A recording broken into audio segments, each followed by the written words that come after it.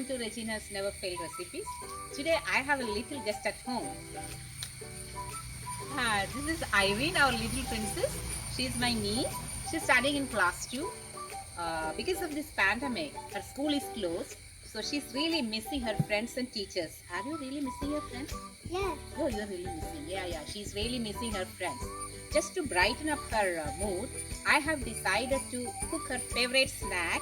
That is chicken cutlets. Oh, really? Yeah, really. I'm going to cook that for you. Okay, let's get started. Give me a high five. Come. For making chicken cutlets, we need chicken. You can use boneless as well as with bones. But if you're using chicken with bones, first you have to boil it and remove the bones.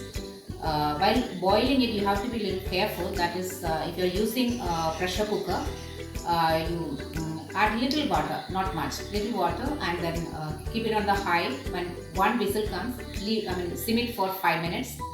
Then switch off the flame.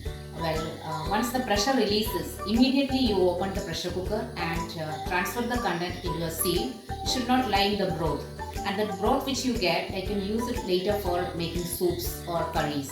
Then also we need potatoes. While boiling potatoes also, you have to do the same thing. Like potatoes, when you are boiling, you should not leave it in the water. The moment pressure releases, you just put it in a sieve so that it will remain firm. Here I have taken around 700 grams of chicken with bones. But after boiling and removing the bones, it is only 400 grams. And 400 grams of chicken, I have taken around 250 grams of potatoes. Actually, the ratio is half and a little more. Some people take equal weight, but then you taste more of potatoes, less of chicken. So it's always better you take half and a little more than the chicken. So here 400 grams of chicken, which I have removed the bones and minced. Then potatoes, this I'll mash later on. And I have taken 2 eggs that is beaten, and I have seasoned it with the salt and pepper. Then I have taken a big piece of ginger, and I have finely chopped, and 2 green chilies that is also finely chopped. Then Kashmiri chili powder, that is of 1.5 tablespoon I am going to use, and 2 medium-sized onions finely chopped, 1.5 teaspoon of garam masala, then curry leaves, salt, 1 tablespoon of fennel seeds, and I have taken breadcrumbs. This is fresh breadcrumbs. For 5-6 pieces I just made on the crumbs, and need oil for frying. So these are the ingredients.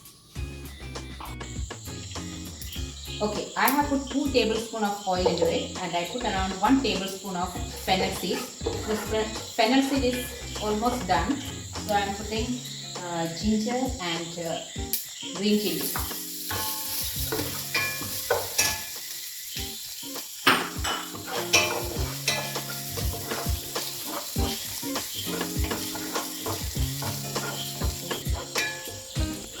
Now the ginger and green chili is almost done, so it's the time to add onions, finely chopped onions. You have to saute it till it becomes light brownish color, golden brown color. So at this time you can add a little bit of salt, so that will accelerate the process. Okay, the onion is almost done. Now let's put the flame little low and add the dry chili powder.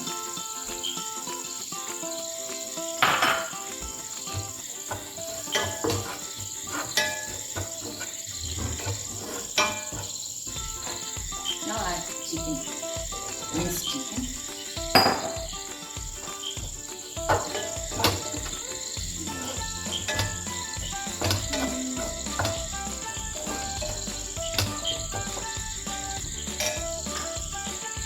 Curry leaves. You can put the flame little high.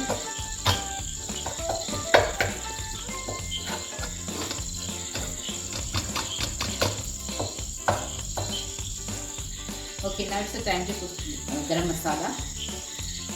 It's about 1.5 teaspoon of garam masala. It's almost done because the chicken is already cooked, so it doesn't require much of cooking. Just get a little dry, that's all. So another half a minute and this is done. Okay, this is almost done.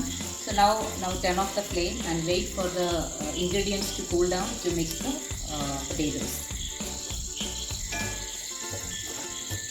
Now the mixture is cooled down. Now let us mix potatoes with it.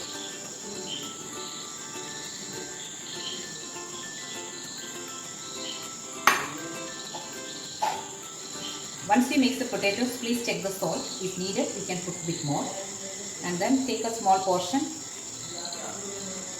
Just make a nice round and just flatten between the parts. Just give a little shape. Just oval shape. Normally I give oval shape for the chicken non-veg cutlets, round shape for veg cutlets. Okay, let us do it. Okay, now let's coat it with the breadcrumbs. First you coat in egg and then coat it.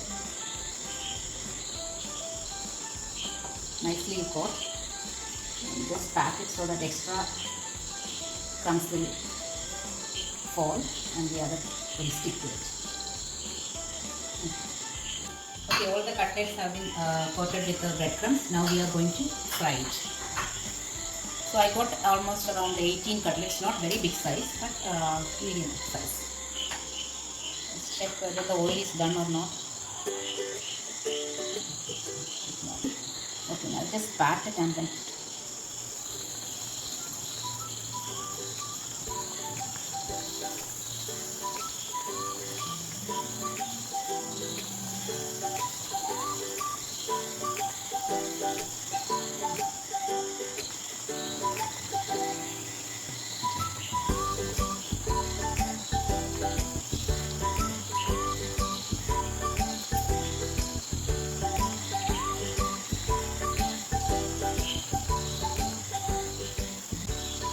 where you have to fry till the color becomes golden. Now the cutlet is done. Let's take it out.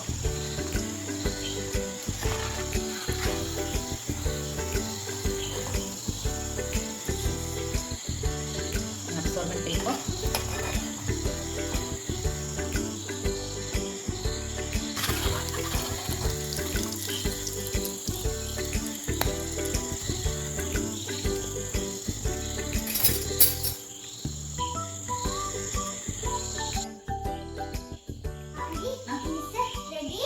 It is ready. Okay, I'll give you. I'll give you. Okay, Erin, our cutlet is ready.